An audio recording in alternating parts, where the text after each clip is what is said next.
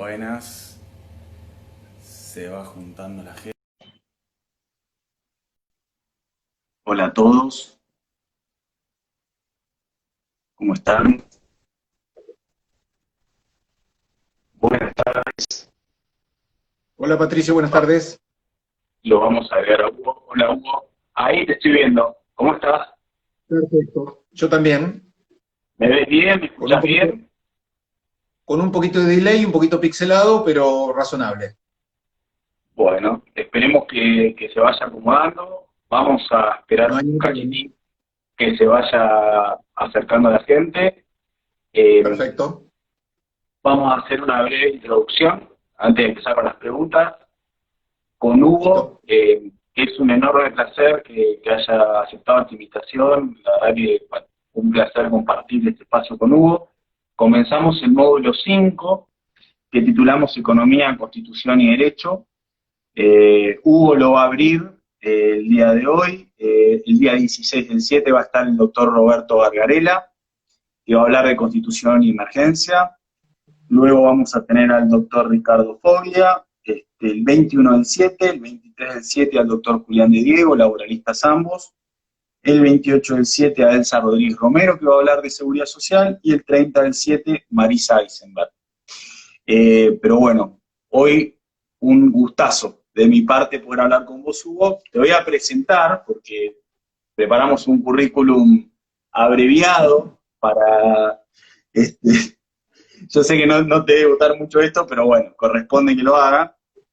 Tranquilo. Bueno, Hugo es abogado de La Plata, es doctor en Derecho por la Universidad de Buenos Aires, es del programa de Derecho, Economía y Comportamiento de la misma universidad de la ciudad de Bahía Blanca.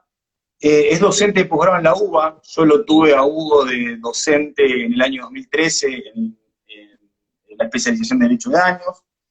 Es autor de libros, capítulos y artículos de derecho de daños, de análisis económico del derecho, que han sido publicados en Estados Unidos, en Europa, en Asia, en Latinoamérica. Hugo ha impartido cursos posgrado tanto en Harvard, en Columbia, en Berkeley, en la Universidad Complutense de Madrid, en Chapman, bueno, por enumerar algunas. Bueno, es profesor honorario en la Universidad San Martín de Porres de Lima, académico correspondiente de la Academia Nacional de Derecho y Ciencias Sociales de Córdoba, y fue presidente hasta junio de 2017 de la LACDE, y ha presidido la 25ª Jornadas Nacionales de Derecho Civil. Bueno, esto como cortando con la presentación, pero bueno, vamos a arrancar con lo nuestro. Vamos a charlar un poco. Bueno, ¿Cómo no? Hugo, mira, como para hacer una breve introducción, nosotros sabemos que desde la primera mitad del siglo XX, podemos mencionar a Robert Coase, Ronald Coase, con él comienza esto de Law Economics a enseñarse en las universidades. Nosotros hace pocos años, digamos, que tenemos la materia de economía, ¿sí? En las carreras incorporadas, pero digamos, como para arrancar, cuando hablamos de análisis económico del derecho, ¿estamos hablando de economía, de derecho, de economía aplicada al derecho, de las dos cosas? Y, digamos, en relación a esa cuestión, bueno, comentame eso y después seguimos, pero arrancamos con una pregunta amplia. Bueno, voy a una versión corta de este asunto. Ujú. Si pensamos en la primera mitad del siglo XX, cuando se hablaba de derecho y economía, lo que se hablaba era de lo que nosotros conocemos como derecho económico. Es decir, de una parte del derecho que es la parte más relacionada con lo que entendemos por economía. Se hablaba de derecho de sociedades, derecho tributario, algunos aspectos patrimoniales del derecho de familia, pero simplemente decíamos law and economics, en inglés, derecho y economía, para decir esa parte del derecho que está más cerca de la economía. A partir de 1960 cambia la visión diametralmente y lo que antes estaba definido por el objeto pasa a definirse por el método. Entonces, lo que se intenta es analizar cualquier aspecto del derecho desde el punto de vista de categorías que venía usando la economía. que tampoco son de la economía. O sea, no hay cosas que son de las ciencias. Por ejemplo, si hablamos de la econometría, algunos dicen, bueno, eso es estadística aplicada a la economía. Algún amigo econometrista se me va a enojar mucho, pero otros te dicen, bueno, pero la teoría de la decisión no es de la economía, es algo que la economía elabora junto con otras disciplinas. Entonces, en definitiva, en primera mitad del siglo XX pensábamos en un pedazo del derecho. Segunda mitad del siglo XX, a partir del trabajo de Ronald Coase, de Guido Calabresi, de Gary Becker, lo que se hace es mirar todo el derecho desde el punto de vista de los incentivos que genera para la acción humana. Entonces, la economía mainstream, la economía principal del momento, aplicada al derecho. Hasta ahí venía tranquilo el asunto, o mejor dicho, venía con el impulso que vienen todas las cosas cuando se descubren, se quiere hacer mucho, enseguida el análisis económico de la familia, parecía que todo se podía explicar bastante fácil, y como siempre, a medida que las cosas van progresando, las ciencias se hacen más modestas, en el sentido de, por ahí no es tanto lo que podemos explicar, y se hacen más específicas. Por ahí necesitamos un instrumental diferente. Y entonces, en la economía misma, ingresan corrientes que dicen, bueno, todo esto que hablábamos de racionalidad, de incentivos, es un poquito diferente, porque tenemos que mirar otros aspectos de la psicología humana que inciden más allá del beneficio en sentido más crudo. Y cuando se habla de esto, se habla del behavioral economics o behavioral loan economics, que es en definitiva la introducción de todas estas visiones a algo que parecía más fácil, más cuadradito, más sencillo. Y a su vez, los últimos años se dice, bueno, pero mira, esto hay que ver la parte del ser humano como un mamífero que evoluciona. O sea, la evolución del ser humano hace que razonemos y que decidamos de cierto modo. Entonces se habla del evolutionary loan economics, evolutivo. Y algunos dicen, esto es diferente del behavioral, y otros dicen, no, esto en definitiva no hace más que explicar por qué tomamos ciertas decisiones de tal modo, de dónde surge, de cuando estábamos en la caverna y nos defendíamos de los tigres y de las tribus contrarias. Esto nos crea cierta estructura sobre la cual después empezamos a decidir. Pero en definitiva, el gran quiebre es cuando nos olvidamos de la idea de derecho económico, de un pedazo del derecho que está influido por la economía, y pasamos a mirar todo el derecho pensando en el comportamiento humano y en la decisión humana. Por eso a mí me gusta hinchar mucho con esto de derecho y consecuencias. O sea, el derecho está en el mundo del deber ser, derecho y consecuencias. El derecho está en el mundo del deber ser, las consecuencias son nuestras acciones efectivas y el resultado de nuestras acciones, mundo del ser. Entonces, la idea del loan economics en todas sus variantes, lo que busca es encontrar el nexo entre esas dos cosas. Ese nexo que en la carrera no estudiamos, o no estudiábamos, por lo menos, hace unos años. Más o menos, por ahí podríamos... De hecho, hubo un cambio en la denominación. Aquí se hablaba de análisis económico del derecho y luego pasó a llamarse derecho, economía y comportamiento, porque se está incluyendo todo lo otro que es de lo que vos estabas refiriéndote recién. Y si querés relacionar esto, lo conecto con otra pregunta más, que tiene que ver con la incorporación de la economía del comportamiento, la biología evolutiva, la psicología conductual, las neurociencias en un sentido amplio. Porque, como decís vos, abandonamos esta cuestión ideal del deber ser, nos ponemos a pensar en las consecuencias y tratamos de dejar de pensar de una manera disociada. Pero bueno, quiero que me cuentes vos qué es lo que te parece. ¿Cómo no? El asunto es, tradicionalmente el derecho no tiene una teoría de la conducta humana. Somos, en este sentido, bastante intuitivos. Pensamos que algo es malo y pensamos que, está bien, si lo penamos va a ser menos, o sea, se va a hacer menos de esa conducta mala. Femicidio. Aumentamos las penas para el caso de femicidio porque el femicidio consideramos una aberración, una atrocidad, no nos gusta, es algo malo, entonces tenemos una teoría intuitiva. Pero no hay ninguna materia en la que nos pongamos a estudiar sistemáticamente cómo influyen las normas y cómo influyen las decisiones judiciales en la conducta. Todo es intuitivo. Como te decía, en el 60 se empieza a analizar profesionalmente, sistemáticamente. Pero ¿cuál era el instrumental del 60? Era el instrumental propio de la economía y básicamente de la microeconomía de ese momento, que pensaba que el ser humano era racional, en el sentido de rechaza lo malo y busca lo bueno, rechaza los costos y busca beneficios, es decir, busca beneficios netos. Pero con el instrumental de la época, que todavía es el instrumental predominante, es fácil distinguir algunos beneficios cuando hay dinero, beneficios monetarios, pero es mucho más difícil distinguir costos y beneficios cuando hablamos de cosas que no son monetarias.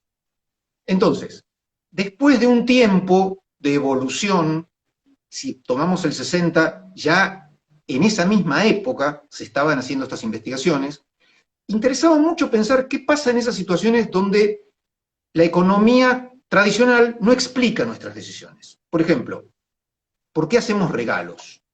¿Por qué dejamos propinas? A mí es un tema que me parece interesantísimo como ejemplo para explicar estas cosas. ¿Por qué dejamos propinas? Si es el mismo bar al que voy siempre, tiene sentido para que me atiendan mejor la próxima. Pero si voy por única vez en mi vida a Budapest y paso una noche, ¿por qué dejo propina? Entonces, hay algo interesante para explicar. Y ahí es cuando se meten las otras disciplinas que procuran tapar esto, no tapar, sino tratar mejor estos problemas. Entonces, nunca se pensó que la racionalidad era una descripción exacta de cómo decidimos. Siempre se pensó que era el mejor modelo que tenemos de nuestra decisión. Es decir, la diferencia entre un modelo y la realidad es la diferencia entre un mapa y un territorio. Nadie piensa que Argentina es eso que vemos dibujadito. Sabemos que es mucho más rica en detalles. Bueno, nuestra conducta también. Y los economistas no eran tontos. Sabían que no actuábamos siempre de ese modo que los modelos describían. Pero el modelo tenía la ventaja de ser lo mejor posible para tratar un conjunto amplio de decisiones. ¿Había errores? Errores en el sentido de cosas que se escapan a la predicción del modelo. Sí, claro que había. Nadie dudaba que los seres humanos nunca actuamos costo-beneficio, que no tenemos información completa y todo eso. Pero la diferencia es que con las investigaciones de Kahneman, Tversky y la gente que mete la psicología cognitiva en el mundo del derecho, lo que se hace es, se descubre que se pueden predecir esas anomalías. Que esas anomalías para el modelo clásico no eran errores random, no era como si yo tiro tiros a un blanco y le pego a cualquier lado. Todos caían en cierto lugar de acuerdo a ciertas condiciones. Entonces, lo que se hizo fue, estudiemos esas condiciones para predecir para qué lado van a ir nuestras conductas. Esa es la psicología cognitiva metida en el derecho. Y la teoría de la evolución te dice, para un cachito, ni siquiera hables de errores, no son errores, son las cosas que nos hicieron sobrevivir como especie, no son errores, son eficientes, pero ojo, son eficientes en el sentido de Darwin, no en el sentido de Pareto, son eficientes para la especie, no para los individuos. Es decir, que haya héroes y que haya mártires, está bueno para la especie, para que sigamos viviendo como seres humanos. Pero el mártir se muere, ¿eh? Y el héroe le puede ir muy mal. Entonces, la economía tradicional miraba todo desde el punto de vista microindividual, del individuo como un agente autómata. Y cuando vamos afinando estas cosas, vamos teniendo un modo más rico de ver este asunto. La pregunta sería, ¿tenemos un modelo que puede reemplazar a la racionalidad? O sea, a mí me gusta siempre ejemplificar con el tema del modelo de Galileo y el modelo anterior a Galileo, el modelo Galileo-Copérnico y el modelo anterior a Galileo-Copérnico. Galileo-Copérnico dicen, mi modelo pone al Sol en el centro del sistema estelar del momento. El anterior era la Tierra es el centro. Y la creencia popular es uno es correcto y el otro es incorrecto. Ninguno de los dos es correcto, ninguno es verdadero y ninguno es falso. El modelo geocéntrico lo usamos todos los días cuando decimos, che, el Sol se pone por allá. Lo usamos y nos es útil. Pero para la astronomía estándar es muy inútil, es muy engorroso. Porque hay unas vueltitas que dan los satélites de Júpiter, bueno, entonces. Entonces, la idea es, ¿tenemos ya un modelo nuevo que pueda reemplazar al modelo geocéntrico? Ya armamos con todas estas cosas que le metimos a la teoría. ¿Tenemos un modelo nuevo? No tenemos un modelo nuevo. No podemos hacer todavía un modelo que reemplace a la racionalidad completamente. Pero sí, cuando hablamos de sectores concretos, tenemos mucho para decir, che, esto se aleja tanto de la racionalidad que podemos estudiarlo de un modo interesante. Esa es más o menos la idea. es una idea muy interesante y, bueno, propone muchos desafíos también. Pero ahora vamos a ir profundizando, así que no hay problema. Y en relación a esto, ¿no? Porque, y puntualmente hablando del derecho, ¿sí? Tenemos un montón de leyes que se plantean propósitos fantásticos de un punto de vista axiológico, moral convencional. Decimos, bueno, acá queremos lo mejor, el sujeto de preferente tutela y por todos lados. Y leyes que disponen de legitimidad por su fuente de origen. Perfecto, muy bien. Pero la pregunta en concreto con ese panorama es, la disciplina que vos desarrollás y de la que vos nos estás contando hoy, ¿qué aporta respecto de esto que estamos diciendo en concreto? Ya algo igual veníamos diciendo con anterioridad, ¿no? Pero una reinterpretación, una reevaluación de esta circunstancia, ¿qué me podés contar de A eso? ver si lo puedo contestar corto. Sí. No miremos los propósitos, sino miremos los efectos. No miremos para decir que una ley es buena o que una interpretación de una norma es buena. Lo que queremos o lo que quiso el legislador, lo que quisieron los legisladores que le hicieron, sino miremos cómo funciona. Entonces, la idea es que si tenemos una teoría del comportamiento, si pensamos cómo va a reaccionar la gente frente a las leyes, podemos despersonalizar la cuestión en decir, mira, yo no sé lo que quisieron hacer, o sé, pero no me importa. Un amigo, un profesor belga dice, a los jueces hay que mirarlos como a lobos marinos. Dice, cuando uno ve, como leones marinos, dice, cuando uno ve que los leones marinos están luchando por aparearse, uno dice, están luchando por sus derechos reproductivos. Pero no les pregunta qué están haciendo. Uno los mira e interpreta. Algunos jueces se enojan, no es con los jueces, a los seres humanos, o sea, estamos hablando en general. Pero la idea es, podemos olvidarnos de los propósitos de las leyes y mirar cómo funcionan las leyes en la realidad. Entonces, no necesitamos leer o escuchar los reportajes a los legisladores y decir, quisimos hacer tal cosa, sino analizamos las normas y podemos ver cómo funcionan en un contexto. Y podemos hacer un estudio, podemos tener una visión mucho más útil que esa visión primitiva de decir, yo, como estoy de acuerdo con tal legislador y comparte mis mismos valores, voy a bancar lo que hace.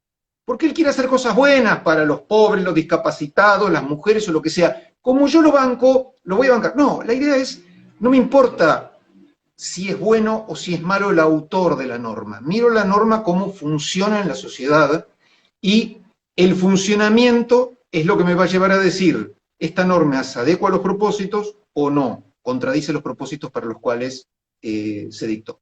Podemos estudiar las cosas como mecanismos y no como intenciones humanas, que no es un buen, digamos, no es un buen procedimiento para estudiar los productos humanos las intenciones. Eso de el camino al infierno está plagado de buenas intenciones. Bueno, si yo digo, quiero bajar de peso, pero todos los días me como 1 kilo de chocolate, pero yo quiero. Es muy refractario el cuerpo humano a nuestros deseos en algún sentido.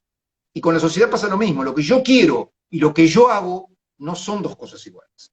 Entonces, por eso es interesante ver los efectos por encima de las intenciones. Esto ayuda. Clarito. En algún momento, en nuestros contactos por email, te dije que quería hacer una pregunta, que no, la intención no es irnos a la cuestión puntual de ese fallo, lo di como ejemplo, el famoso fallo Chocobar, donde la Corte en el año 96 utiliza un argumento que tiene que ver con, bueno, nosotros no podemos dar el carácter proporcional al haber, el carácter sustitutivo respecto del ingreso, entre otras cosas, había una cuestión de la ley de convertibilidad en el medio, pero porque no hay fondos suficientes en el sistema. Entonces, en relación a esto, que es un tema muy en boga, porque nosotros vivimos en emergencia, siempre tenemos emergencia económica, siempre nos faltan recursos, creamos fondos de acá y allá, no sabemos bien de dónde salen esos recursos efectivamente. Te pregunto, una pregunta muy brava, pero bueno, te la tengo que hacer. Recursos y derechos. Recursos y derechos. Derechos reconocidos, instrumentos, leyes, excelentes intenciones, pero tenemos los recursos, como Holmes y Sunstein. Los derechos cuestan. El asunto es que estamos acostumbrados a pensar, y en Chocobar es bastante sencillo, no es sencillo, es complicadísimo, pero quiero decir, es sencillo cuando vemos números pensar al Estado le va a costar dinero pagar esto. El problema es que los derechos cuestan aunque no haya dinero explícitamente implicado. Cuando yo me decido a hacer una norma penal, yo necesito tener lo que en inglés se llama un enforcement, un sistema de ejecución, un sistema de persecución, de criminalización primaria, criminalización secundaria. Entonces, una de las condiciones de efectividad de las normas es que las normas tengan los recursos para su funcionamiento.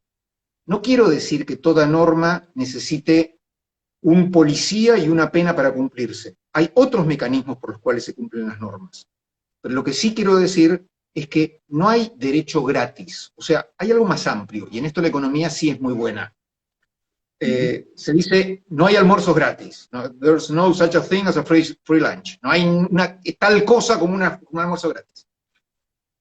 No es lo mismo esa idea de gratis que la idea de gratuidad de los contratos en derecho. Nosotros sí tenemos una idea de gratis que es muy, muy razonable y muy útil. Gratis es cuando uno no hace ningún sacrificio y recibe algo. Pero la otra idea tiene más que ver con algunos recursos siempre se requieren para realizar las cosas. Y de algún lado van a salir. Si no salen de un lado, salen del otro. Entonces, la idea es muy fácil escribir en un papel cosas bárbaras que van a ser un proyecto de ley, pero para que eso tenga esos efectos de los que hablábamos en la pregunta anterior, para que produzca efectos en el mundo, requiere algo. A veces no es un subsidio, no es plata en la mano de nadie, pero es, aunque sea la creación de un sistema. Y a veces requieren cosas tan grandes como un cambio cultural para que funcione. Entonces, los derechos son costosos y el problema es que a veces estamos dispuestos a escuchar intenciones bonitas, pero no estamos dispuestos a destinar los recursos para que las cosas funcionen. Y entonces es el enorme problema de ¿qué pasa con esa ley? ¿Tiene valor simbólico y eso algo es algo? ¿O nos desilusiona? Y es peor todavía que si no la tuviéramos. Yo mañana saco previsión de la pobreza, previsión universal de la pobreza. En Argentina no podrá haber un habitante pobre. Yo sé que no se va a cumplir, que va a haber a los 10 minutos, a los 5 años y a los 10 años va a seguir habiendo algún habitante pobre. Ojalá no lo hubiera, pero es muy probable que haya. Entonces mi pregunta es, ¿qué logró eso? ¿Mejoró algo en el sentido de que el valor simbólico nos hizo pensar en que es mala la pobreza?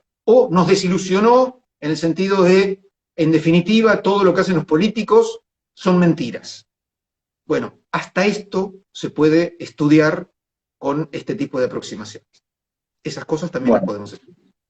Podemos sacar una conclusión, somos poco ambiciosos, de que el derecho y la economía, o el derecho requiere de la economía, por más que no estemos hablando de un contrato de contenido patrimonial. ¿Podemos sacar esta conclusión a esta altura de la charla?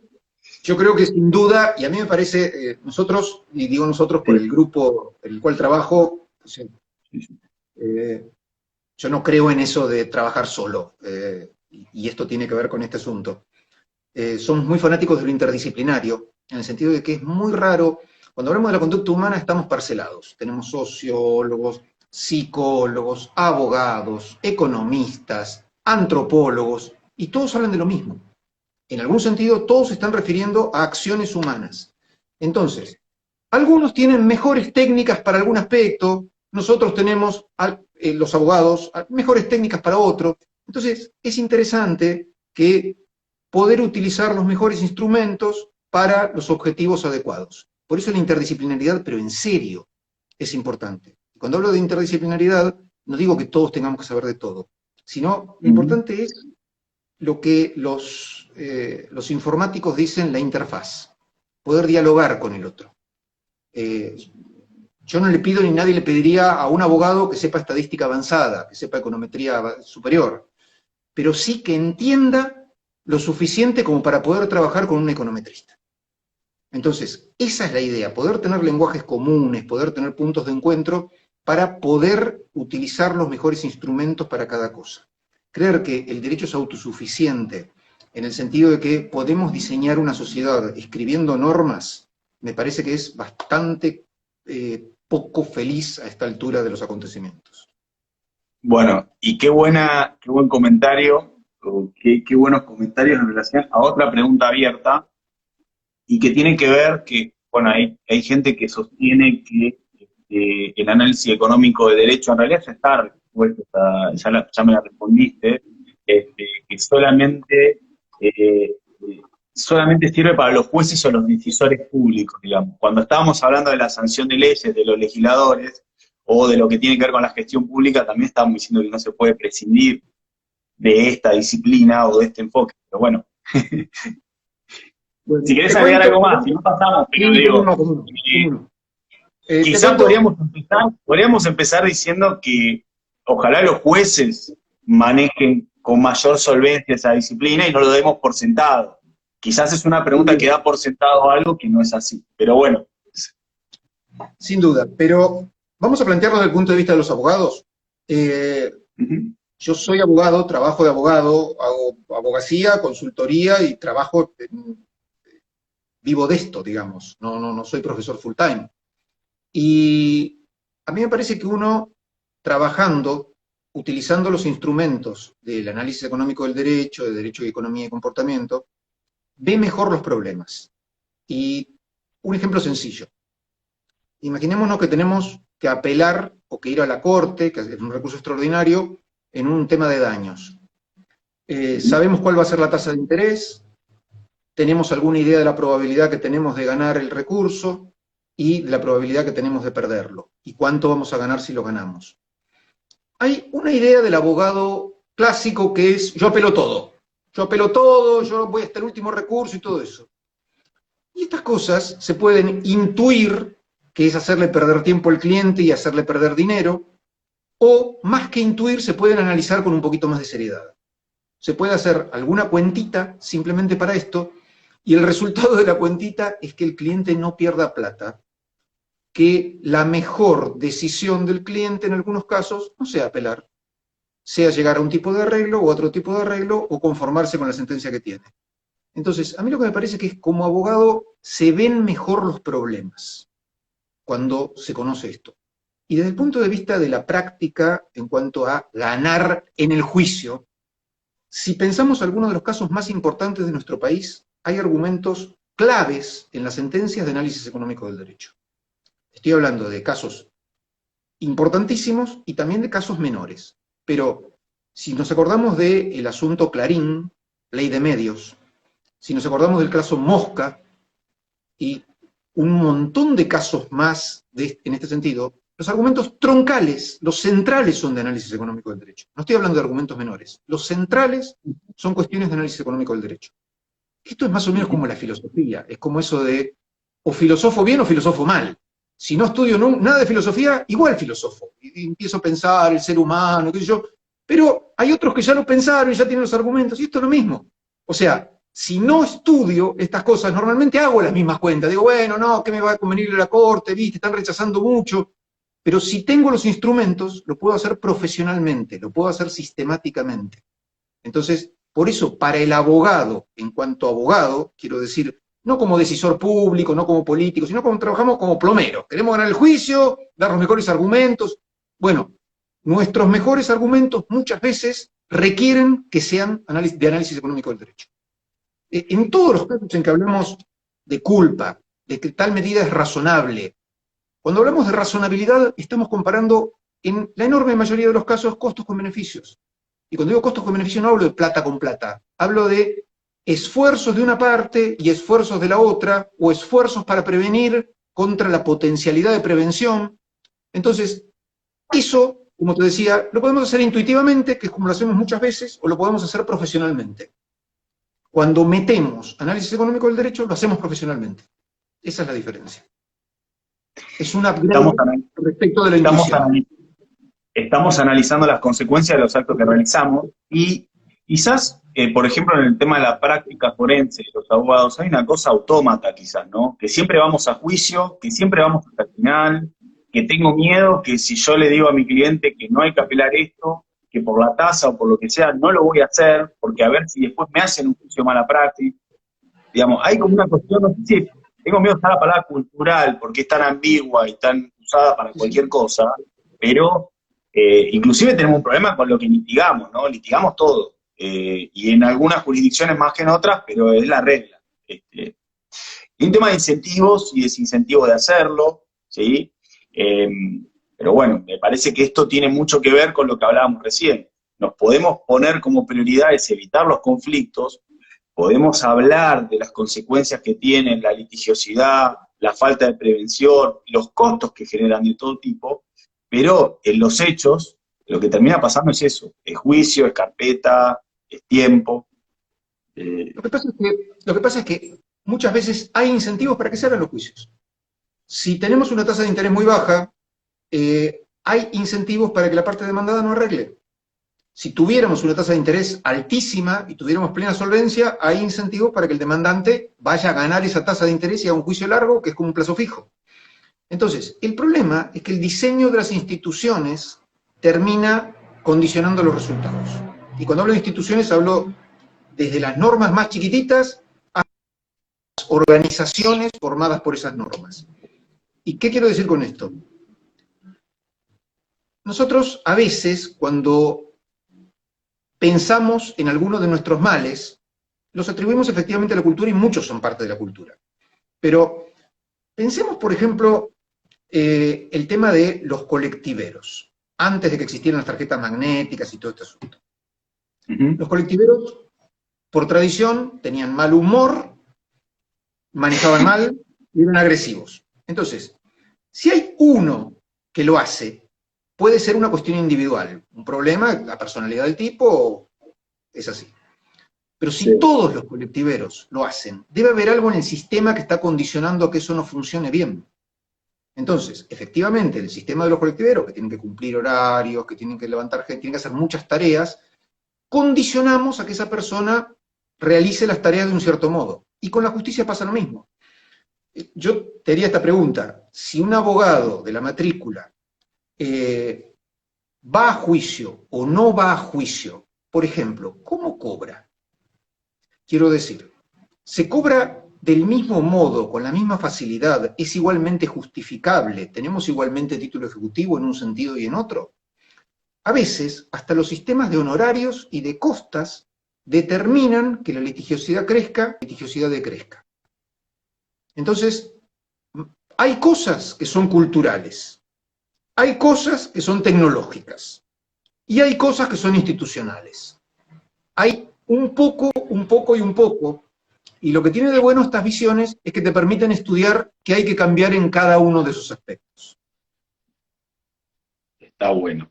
Está bueno, pero me estás diciendo que tenemos 3 factores por lo menos para analizar y trabajar en los 3 que están interrelacionados y que no podemos decir es uno. Nosotros acá puntualmente estamos en un proceso de reforma, lo llamamos códigos procesales no penales, y se está hablando de todo esto. Aplicación de la oralidad, mediación, toda esta historia, pero también esto está, y es muy importante cómo trabajes una ley de honorario. Vos diste la clave ahí. ¿Cuáles son los incentivos que se generan allí para litigar? ¿Y qué relación tiene eso con la conflictividad social? No te podés desprender de las consecuencias de eso, trabajar con estadísticas, parece que está muy bueno. Entrando a algo más específico, Hugo, derecho de daños y la disciplina, ¿cómo sirve, aporta, cambia algo? Estamos en un proceso de cambio. Me perdí algo. Derecho de daños. Sí. No, el derecho de daños y el análisis económico del derecho. Van de la mano, ¿qué aporta? Estamos en un proceso de cambio, me da la sensación. Puedo hablar del 1746 como puntita. Contame, ¿cómo lo ves? El derecho de daños para el análisis económico del derecho es prácticamente el punto de partida. O sea, muchas de las cosas que fueron el puntapié inicial del análisis económico del derecho fueron derecho de daños. Porque es uno de los aspectos, una de las ramas del derecho donde se ve más claramente esta relación de medida de prevención y daños. O sea, a la sociedad le interesaría tener un óptimo de daños. Cuando uno lo dice así, parece algo extraño. Pero vamos a dar un ejemplo sobre algo que estamos viviendo. Sí. La sociedad podría aspirar a muertes cero en la pandemia. Yo creo que no. La sociedad podría aspirar a muertes cero en accidentes de automotores. No estoy diciendo que la pandemia y los accidentes de automotores sean igualmente analizables. Lo que digo es que si aspiramos a muertes cero, tenemos que tomar medidas de precaución, no voy a decir infinitas, pero muy, digamos, enormes, altísimas. Entonces, el problema es que esas medidas cuestan a la sociedad. Para evitar, para llevar a cero los accidentes de automotores, tendríamos que destinar una cantidad de recursos que, por ejemplo, se podría materializar en esto, en una norma que fuera simplemente, están prohibida la circulación de automotores, y en un montón de controles. El problema es que el costo para nuestra sociedad de eso sería altísimo. Entonces, en definitiva, siempre hablamos de óptimos. Siempre vamos a estar dispuestos a un número de accidentes que no sabemos cuál es, pero hay algo que es excesivo. Entonces, el derecho de daños incide en este esquema y en ciertas condiciones nos lleva bastante cerca del óptimo, en condiciones demasiado ideales. Pero el derecho de daños es una de las patas importantes para lograr esta combinación de costos y beneficios entre riesgos y daños en una sociedad. Ahí me están preguntando algo, si lo puedo contestar si les interesa, si no sigo. Sole Martinosi, precaución y prevención en el análisis económico del derecho. Cuando hablamos de precaución, hablamos de no podemos negarnos a tomar algunas medidas con la excusa de que no tenemos base científica suficiente. Es decir, no podemos negarnos a tomar medidas que vayan a reducir los daños porque no tenemos medidas suficientes. Es una historia larga sobre este tipo de normas, pero lo interesante es que no tienen igual aplicabilidad en nuestro derecho y en el common law. En Estados Unidos, que la regla es aplicación de costo-beneficio estricto, hay que hacer números para justificar una medida de política pública, una medida administrativa. Entonces, cuando no tenemos un alcance, cuando no tenemos una conclusión adecuada de la ciencia para ese punto, no podemos hacer esos números. Nuestros sistemas latinoamericano y europeo son más blandos y es menos importante esta diferencia. Podríamos decir, hablamos de precaución cuando tenemos una probabilidad más baja y hablamos de prevención cuando tenemos una probabilidad más alta. Pero el tema es enormemente interesante porque en los tratados internacionales que conjugan las dos tradiciones jurídicas y una tradición tan dura como la anglosajona, con números de costos y números de beneficio, hablar de precaución ablanda y acerca esas dos posiciones. Por eso, a veces cuando se explica para los chicos de pregrado, para estudiantes, se dice, no, son dos cosas diferentes, prevención y precaución. Pero en definitiva son situaciones que disparan medidas para reducir la probabilidad del daño. Lo que pasa es que los escenarios de precaución y de prevención son diferentes y tener alguna idea acabada de estas cosas y algún lenguaje común nos ayuda cuando se hacen los protocolos los protocolos internacionales de ambiente, algunos de consumidor, hablar en un lenguaje más parecido. Esa es un poco la idea. Está muy bueno. Por favor. Entonces, podemos decir de que es inherente al derecho de daños el análisis económico del derecho, y lo podemos, como dijimos, lo podemos aplicar o entender desde la prevención hasta lo que va a ser después, que lo vamos a charlar, el tema del resarcimiento, ¿sí? O la función resarcitoria. Ahora, y esto también es como una pregunta cliché para llegar a un objetivo. Ya casi, bueno, no podemos discutir después del artículo 1746 el tema de la aplicación de las fórmulas. Seguramente vos lo sabés mucho mejor que yo, que fue resistido este tema, y hay algunos tribunales del país que lo siguen haciendo, diciendo que implica una despersonalización o un alejamiento de las circunstancias de las personas damnificadas, ¿sí? Aunque, bueno, vos vas a dar los argumentos de creo por qué no, pero contame cuál es tu percepción respecto de este tipo de argumentos y qué tan importante es en este aspecto, el análisis económico del derecho. Voy a contestar esto, perdón, Nadia, hace una pregunta, la podemos dejar para después, pero Muy buena a pregunta. mí sí, yo diría, cuando un juez dice que se puede llegar a un número de un modo que no sea una fórmula, o un número que no es un dígito, sino un número de varios dígitos, de un modo que no sea una fórmula y a su vez un número que comprende varios elementos.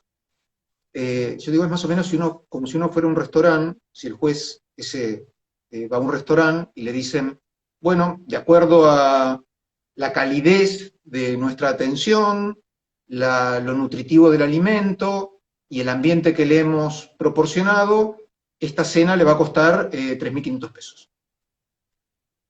Yo digo, el juez va a decir probablemente, ¿por qué no me trae la cuenta? Y me cuenta cómo llegó a esos 3.000 pesos. Sí. Es bastante parecido a lo que pasa con las fórmulas. Las fórmulas no implican un modo diferente al derecho de cumplir, sino que es el modo de cumplir con el derecho.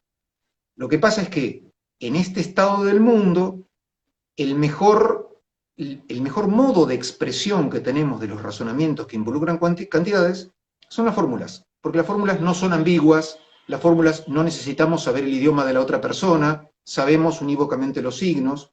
Entonces, la fórmula no es más que la expresión del razonamiento que lleva a cumplir el derecho. Lo que tenemos que hacer, si queremos cumplir el 1746, no es más que cumplir con el 1746. Pero para cumplir con el 1746 tenemos que usar una fórmula, porque al menos, yo digo, hay gente que lo puede hacer, que puede calcular grandes cantidades mentalmente, pero los mortales comunes no lo podemos hacer. Entonces yo digo, si lo puede hacer de un golpe, todo ese cálculo, no hay ningún problema, pero cuéntenos cómo lo hizo para los que no tenemos esa habilidad natural.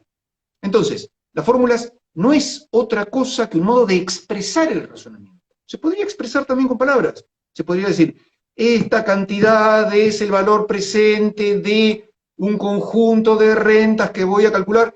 Lo que pasa es que eso sería como escribir a máquina en lugar de usar una computadora. Ya tenemos una tecnología para expresar razonamientos con cantidades. Y la tecnología para expresar razonamientos con cantidades son las fórmulas. Entonces, lo que necesitamos es expresarlo a través de una fórmula, lo que nos pide el derecho. Expresar, utilizar una fórmula que cumpla con lo que nos pide el derecho. Ni más ni menos que eso.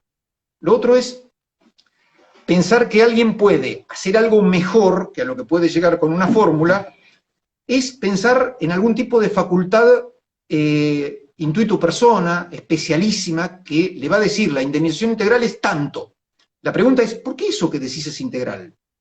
O sea, viene un juez, una jueza, y dice, mirá, la indemnización integral por esta vida son 5 millones. ¿Pero por qué es la integral? Cuando me lo explica, va a necesitar usar una fórmula, o me lo va a tener que explicar en palabras, o no tiene una explicación. Eso es redondamente como es este asunto. Es decir, la fórmula es una herramienta para llegar a una sentencia razonablemente fundada, que nos lo dice el artículo 3 del Código Comercial. Ese sería el argumento. La fórmula es un medio para un... La fórmula es un modo de expresión. Como las palabras las expresamos discursivamente, los razonamientos que incluyen cantidades los expresamos con fórmulas.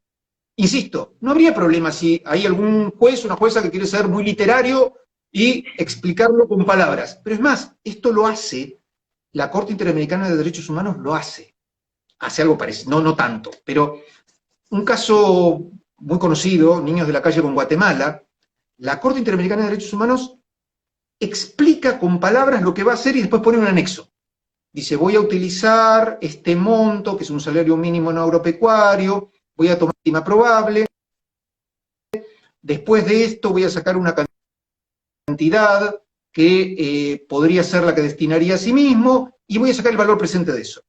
En definitiva, lo que hace es, explica con palabras la fórmula, y después en un anexo están los numeritos. Entonces, si algún juez quisiera hacerlo, puede hacerlo así, pero lo que pasa es que ya entendemos a esta altura, los que más o menos estamos escolarizados, lo que significa esas dos rayitas, esas rayitas así, entonces no necesitamos, insisto, es como escribir a máquina, o si alguien quisiera escribir en letra cursiva, bueno, qué sé yo, es una tecnología vieja. Y no es una pregunta técnica ni científica, pero ¿por qué crees entonces que hay una resistencia a la utilización de las fórmulas? ¿Es un amor por cumplir con el derecho? ¿Eh? Ese es un sesgo que se llama statu quo bias. Nos cuesta más cambiar que permanecer en el estado en que estamos. Y es más, cuando realizamos alguna actividad profesional, científica, académica, nuestros conocimientos, defendemos nuestros conocimientos. Cuando nos vienen con conocimientos nuevos, los defendemos y le pasamos la carga de la prueba al otro. Y el otro tiene la vara muy alta para convencernos y empezar a cambiar. Por eso cuesta mucho cambiar. Y algún amigo que le gusta mucho la psicología evolutiva diría, y está bien que esto sea así. Está bien que sea así para que no triunfe ningún conocimiento que esté basado en la superchería. Al conocimiento nuevo hay que exigirle mucho, pero después tenemos que hacerle caso cuando nos dan las razones. Ahí veo que dicen que en Córdoba no hay problemas con las aplicaciones de las fórmulas. Quizás la próxima pregunta diga que quizás sí hay algún problema, pero bueno, lo vemos, creo que... Pero bueno, Hugo, fórmulas. Está bien que no es el ambiente para fórmulas, ¿no? No nos vamos a poner a hacer ecuaciones acá, pero es común que hablamos de los que no quieren aplicar las fórmulas o de cuando era uniforme esta cuestión de discutirlas. Ahora es común también que se aplique de manera automática dos formas de cálculo que surgen de la misma sala de la Cámara Nacional de Apelaciones en lo Laboral, creo que años 78 y 2008, estamos hablando de Woto y Méndez. ¿Cuáles son las consecuencias que apliquemos eso así, automáticamente? Que no cumplimos con el derecho. O sea, la idea es la siguiente. Como no entendemos las fórmulas, caemos en el fetichismo de las fórmulas. La fórmula deja de ser la expresión del modo de cumplir con el derecho, deja de ser el fundamento de por qué estoy cumpliendo con el 1746, y pasa a ser un instrumento autónomo, como un bot. Aplico el botón y ahí salta, y no sé cuánto da. Entonces, cuando aplicamos Woto o aplicamos Méndez, lo que estamos haciendo no es más que tocar un botón y cerrar los ojos, y decir, yo tiré Woto ahí, le puse los datos que me dijeron, y como una pasta linda, como esas máquinas que hacen pastas, salieron los tallarines, salieron los fettuccini, salió lo que salió.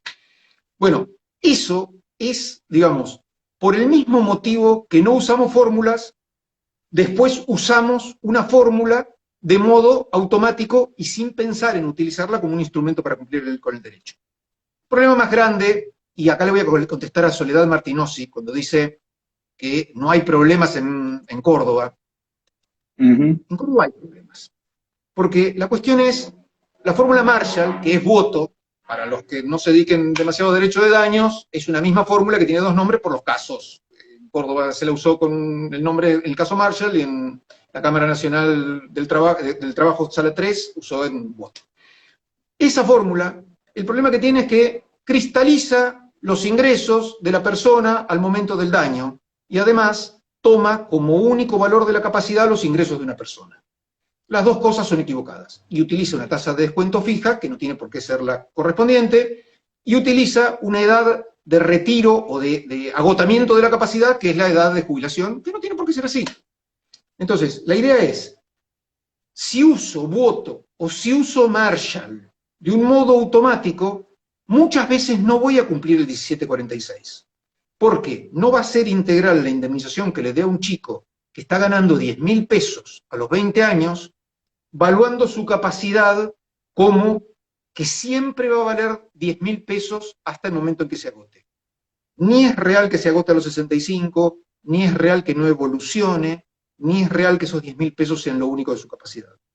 Entonces, la aplicación de Woto o de Marshall tiene el problema, ahí me dice 72 aplica.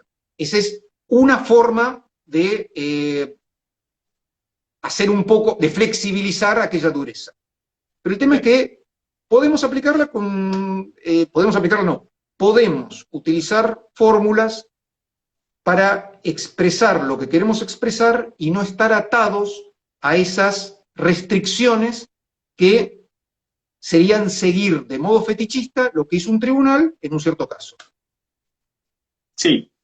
Y después está otra fórmula, que es la fórmula Méndez, que vendría a ser innovadora, podemos decirle, pero también tiene sus propias consecuencias. Partimos de la base que hay un ingreso que artificialmente se infla y después se mantiene constante, pero quiero que lo digas Claro. vos, no quiero, Sí, sí, porque cómo no. también, No, bueno, ni no, pero lo siquiera, solucionamos, lo de voto lo solucionamos con Méndez, lo solucionamos con no, ni Méndez. siquiera, sí, es peor todavía, porque la intuición en Méndez, la intuición que tenemos cuando vemos la fórmula es, hace subir mucho el ingreso, porque como divide el ingreso por la edad y lo multiplica por 60, uno dice, lo divido por 20, lo multiplico por 60, 3 veces tengo. Si alguien gana 10.000, lo divido por 20, lo multiplico por 60, voy a tener 30.000. Entonces va a subir de 10 a 30. No, no, no sube de 10 a 30. Usa 30 para todo el periodo.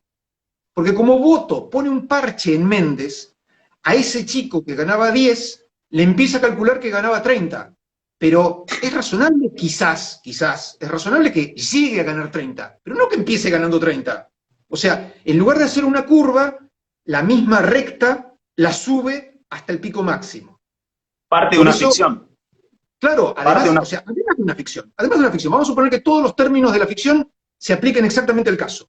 Vamos a suponer que tenemos algún motivo para creer que esa persona a los 60 años va a triplicar el ingreso que tenía a los 20. Pero el problema es que la fórmula no devuelve eso, no devuelve una curva que va creciendo hasta los 60. Lo que devuelve es pura y exclusivamente una recta, el valor presente de una renta constante. Y la renta constante la pone a los 30. Entonces, está mal en cuanto a que es una ficción, pero aunque la ficción estuviera bien, está mal matemáticamente. Ese es el problema de Méndez, que la cuestión es que hay que entender lo que estamos haciendo para entender cuál es el problema. Bueno, y en respuesta a esto, bueno, vos tenés algo que incorporaste para resolver esos problemas. La idea es Como que dije, podemos no hacer una estamos en un fórmula, ámbito, no claro, estamos en un ámbito con pizarrón, pero contanos, a ver qué es lo la idea que es que podemos proponés. hacer una fórmula, perdón por el delay, me superpuse. Decía, podemos hacer una fórmula que capte cualquier variación. Entonces, la matemática está por un lado y los hechos probados, que surgen de hechos notorios, que surgen de las estadísticas, que las estadísticas hoy son buena parte de nuestros hechos notorios. Entonces, podemos dividir los dos campos. Imaginémonos que yo haga esto. Yo digo, a una persona, algo que no tiene nada que ver con la capacidad. Una persona tiene 2 autos y le incendian los 2 autos. Entonces yo digo, voy a usar una fórmula. La fórmula que voy a usar va a ser A más A, el valor A más B, el valor del auto A más el valor del auto B. Entonces digo, los dos valen lo mismo, vale 1.000.000 cada uno. 1.000.000 más 1.000.000, 2.000.000. Entonces después miro de nuevo y digo, no, che, el primero, el A me parece que no vale lo mismo que el otro, porque estaba más deteriorado, en realidad vale menos, vale 800. Ah, la fórmula no me sirve. No, no, la fórmula me sirve. La fórmula A más B me sirve para meter cualquier valor. Lo que tengo que cambiar es los inputs de la fórmula, los valores que ingreso para las variables. Entonces, lo que tenemos que lograr es una fórmula que pueda captar cualquier variación.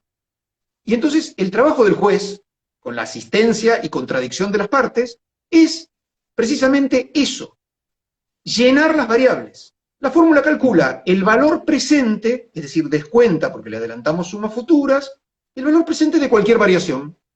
Y listo. A las matemáticas lo que son las matemáticas y al César lo que es del César. Entonces, no vamos a inventar la suma, no vamos a inventar la multiplicación, no vamos a inventar la división. La fórmula hace eso. ¿Cómo se llenan los valores? Es un problema de razonamiento judicial. Ese es el asunto. Y trabajamos ahí con el 1744 del Código Civil y Comercial, por ejemplo, estadísticas, hechos notorios y estas cuestiones. Cuantas más herramientas tengamos, vamos a poder establecer variaciones que tengan más sentido, como estamos diciendo, en el mundo real, no mantener cuestiones artificiales sin fundamento. ¿Perdón? Más plausibles, digo, más sólidas, más creíbles, más fiables. Si imaginemos que tenemos un chico, una víctima, que pierde el 100% de su capacidad, que queda totalmente discapacitada, y que nosotros decimos, bueno, pero esta persona tiene 20 años, va a vivir hasta los 75. Y la otra contraparte me dice, ¿por qué? Eso es una conjetura. Yo creo que voy a vivir hasta los 24, hasta los 26. ¿Cuál es más fuerte de los dos argumentos? ¿26 o 75?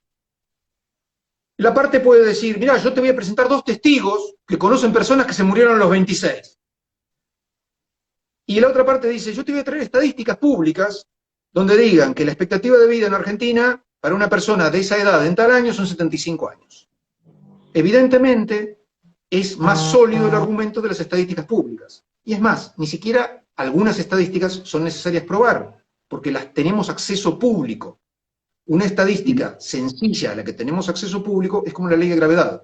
Todos sabemos que si soltamos un teléfono va para abajo, al centro de la Tierra, y no para arriba. No tenemos que pedir un informe al CONICET para que nos explique para cómo funciona la ley de gravedad. Y con esto lo mismo. No tenemos que pedir un informe al CONICET para que nos diga si las personas en Argentina, en promedio o en mediana, se mueren a los 26 o a los 75. Tenemos acceso a esa información. Por eso, prueba, hechos notorios, es más, pero esa persona que tengo en ese juicio podía tener una enfermedad terminal que efectivamente hiciera predecir que es más fácil que se muriera a los 26 que a los 75. Pero cuando contradigo hechos notorios, o cuando contradigo estadísticas, tengo que probarlo. Entonces, si no tengo nada, las estadísticas son buenísimas. Pero cuando tengo mejor información que las estadísticas para el caso, prevalece la información respecto de las estadísticas.